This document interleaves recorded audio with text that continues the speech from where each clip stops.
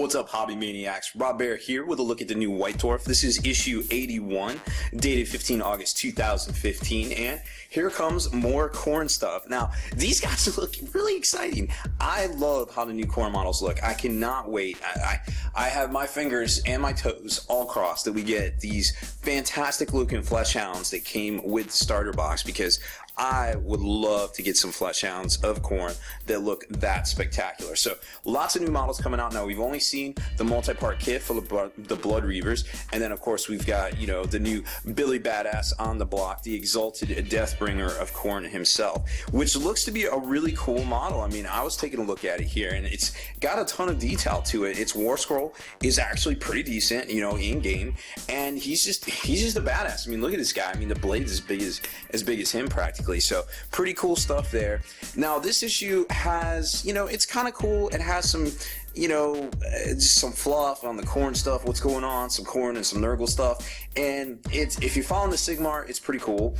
There is some kind of setting up some things that are probably in the Quest for Ghal Maraz book that's coming out this week there. But that being said, there's not a lot of 40k content. There's a couple of things, features on Army Assault Parade, the new Chaos Knight Titan right here, and then of course you've got the rest of it is pretty much all fantasy. You got the Warscroll, and that's pretty much it. You know, it's there is a great paint splatter article for painting some rather unique colors that we'll get to here in a second as well. So this, I really like a closer look at the Chaos Knight here, because it kind of shows you like just how much of it is actual resin, gives you some alternate looks here, like kind of how the plastic kit and the resin pieces go together there, and a really good look at the top that we hadn't seen yet. Now my order is in route, so hopefully I'll have an unboxing of that here in the near future for you all, because I'm adding that to my Khorne army. Here's a heavy metal feature on the Tau stuff themselves, which is really interesting that they put Tau in here. They could have chosen anything, but they put Tau in here. Maybe, you know, some people say Tau are going to be next. Hard to say, but that's definitely how it looks to be going as far as, you know, what the rumor guys are saying. So there's a big feature on Khorne, like I said. Then you get this big feature on Nurgle, and I wanted to show you something there, but before we get to that, I wanted to show off the paint splatter. So another great paint splatter article with some really good looking features on some unique color schemes that we really hadn't seen before. Now you got this really cool darkened flesh kind of look here. Now I'm not exactly sure who would maybe take this up all the way, who actually skin would look this way, like this crazy really brown to like almost like a purple. But nonetheless, you could always stop like back here, like if you're trying to paint up some, I don't know, like some salamanders or something like that, or you just want some different looking skin tones in your army, you could definitely stop here, and that would definitely be probably a little bit more appealing than kind of what they did with all the straight edges and extreme highlighting right there. Black cloths, we've seen that before. Metals, we've seen before. Loincloths, I kind of like this recipe. It's definitely something that you would see on a caster perhaps, maybe not so much. I mean, it works on this guy here. I really like the alternate kind of color scheme, color palette that they're using here with the teals, you know, for the plume, and then you've got the red armor plating, what little of it there is, that's got more of a purple red into it here, and it ends in an orange, but it definitely starts out purple. The skin has a purple hue to it too. So all of these go together to create a great color palette for that model that really works, because the underlying color is all purple here. So that's really neat. You know, it's all about color theory. It's all about the colors you're picking. So always kind of, you know, use these things as a guide. I showed the one, I think a couple weeks ago, the paint splatter was one of the Stormclads, and pretty much the same thing. They did the same thing. They used a red on the weapon haft that was purple, and then they had, you know, the really unique kind of plume and tabard colors as well. So over here you got some really good looking golds that we kind of haven't seen this particular recipe before. Really good advice on using bone here, and the key is to obviously use some shades, but obviously they're washes. Then the plume is really unique. We hadn't seen that color combination before, so definitely add all these to your hobby arsenal, because those are really good ones too. Now, like I said, there was a ton of fluff in here.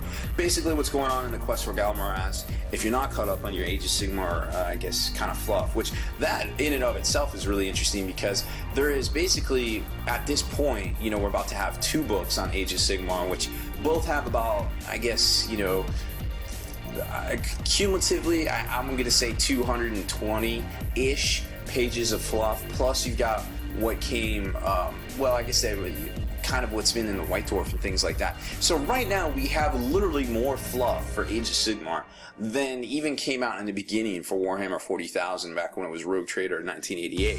So that's really interesting to think about, that, you know, as more and more books come out, they're really advancing the storyline and the fluff line for this whole Age of Sigmar thing way faster than anything else ever came out before. So it's kind of a boon for, you know, I guess followers of Age of Sigmar, if you just follow fantasy in general and kind of want to see what's going on, for all of us, because it's really neat how they're just, you know, they're just cranking the stuff out. Now, me as a 40k player, I of course would prefer maybe some mini breaks in there, like 3 weeks worth of Age of Sigmar releases, 1 week of 40k, 3 weeks of Age of Sigmar, 1 week of 40k.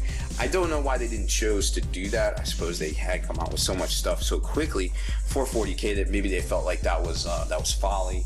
But, you know, I feel like we're right on the tail end of what we know that's coming out from Age of Sigmar, and it's kind of getting, you know, it's kind of like it's just starting to linger a little bit, I feel like. So that being said, love Age of Sigmar, love the storylines, but maybe should have mixed it up a little bit, maybe diversified your phones, your bounds, and got you some 40k to go with your Age of Sigmar.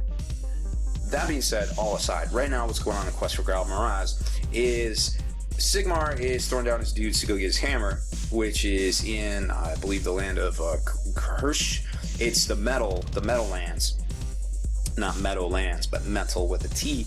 And so they're going in, they're trying to take all that back from Tzeentch, but at the same time, the Stormclads are going in trying to make friends with the Wood Elves, while trying to find the Wood Elves, the Sylvaneth, and basically help them fight off Nurgle, so Nurgle doesn't take over their realm. So there's a lot going on. It's kind of like a two-pronged thing. There's going to be a whole bunch of mission scenarios. I think it was 8 new missions, 28 war scrolls, you know, the Partridge in a Pear Tree, tons of features. If the last book was any indication of awesomeness, then I'm sure this book, The Quest for Ghal Maraz, will be even more exciting, and maybe we'll see Sigmar take the field for the first time since the Grand Alliance fell apart, which kind of set up all of this, you know, chaos taking over all the realms.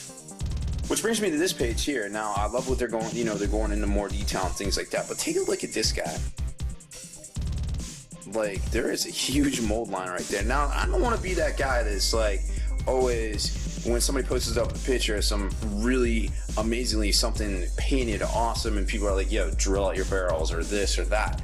But I feel like, from Games Workshop's point of view, as a miniatures company, this is what you do. Like, you want people to see this and emulate this and want to do this. But when you are paying people, literally professionals, to paint these things and put them together, and you have a mold line that huge down the side of it, it's that obvious. I mean, just turn the model. Like, come on, guys. Like, when you're gonna get in this close, because this model's only like this big, but still, when you're gonna get in this close on the model and you're gonna have that huge mold line right there, well, actually it doesn't even look like a mold line. It looks like it was kind of recessed, like the two pieces didn't go together well. Now, when I have those kind of problems, I don't know if you've seen any of my assembly videos, but I use this stuff, it's called plastic putty from Vallejo. I feel like it's a little bit better than liquid green stuff, a lot better than liquid green stuff rather. You just squeeze it on there, you let it dry, it dries hard as a rock. It's actually got marble, crushed marbles in it to give it strength, and then you just take and scrape down the seam line and the stuff comes right up. Now, I usually let it dry for about 3 to 4 hours in between before I take the seam scraper, and I would scrape down that whole line. It would fill it perfect. It would come right up. It's got some tackiness to it, so, you know, the parts that it doesn't sink into, because the deeper the recess, the more quicker it hardens, I feel like. And then on the sides where it's flat and it's not as thick, it doesn't dry as quick, and it's a little tacky and it pulls right up as you scrape, leaving the stuff inside to become more hardened and solidify over time. So that's what I would have done. I don't know if they use Vallejo products, but they could easily use liquid green stuff. All the joking aside, fantastic looking model. It's just very disappointing to see that when I look at this model, I see that mold line, and that's just me. Maybe it's just my eyes, but it's very disappointing to me to see this model and then just see that mold line right there. So I think obviously Games Workshop, we all know they can do better. Whether they will in the future, it's hard to say. Then we get to the back of the book. Now there's, of course, the Warscroll for the Exalted Deathbringer. This is a really good one, I feel like. So let's take a look at it real quick. So you've got he's a lieutenant, so he makes 2 additional attacks when he's within 12 inches of a Khorne general. Okay, so, you know, he's second in command, whatever. This one I really like, the Rune Mark Shield. If he takes it, if he suffers any wound or mortal wound as a result of a spell, roll a dice. If the result is 2 or more of the wounds that are mortal wounds are ignored. So obviously protection against spells, the couple of them that are out there. Skull Gorger, each time you make a save of a roll of 6 in the combat phase, if he has a Skull Gorger, he turns aside the attack, basically reposes it, and delivers a brutal counter blow, defecting D3 mortal wounds on the attacking unit. That's brutal, right? Command ability, Brutal Command. If this model is your general, and uses this ability, all mortal Khorne units, remember the keywords down here, mortal and Khorne, within 12 inches of the Exalted Deathbringer's bravery characteristic, instead use their own until your next hero phase. So that's pretty cool. Bravery is 8, which isn't too bad for these guys, to be honest. So that's a pretty neat little mechanic there. Oh, well, let's take a look at his stats too. 5-inch move, 5 wounds, 8 bravery, 4 of save. Then you take a look at his attacks. Range 1 inch, of course, pretty standard. 6 and 3 right here. Wounds of rolls to hit, pretty good. To wounds, also good. Rends, -1, and damage 2 on the axe, and 1 on the blood bite axe as well. So really cool looking model, obviously really good in game. Not sure what the price point is. I imagine $25 if I just had a guess. Then we get to the back where the new releases are. There are a lot of repackaging of the Nurgle stuff rather to the new round bases, and then of course you've got the Exalted Deathbringer himself, and survey says he is $28 to be precise. Now next week, here's the teaser. We've got the Unholy Fortress, which I think is that crazy looking Khorne skull tower, to be sure. Gore-soaked killers. We might see the Flesh Hounds. I'm gonna say that's the Flesh Hounds. I'm gonna go out on a limb and say that means Flesh Hounds.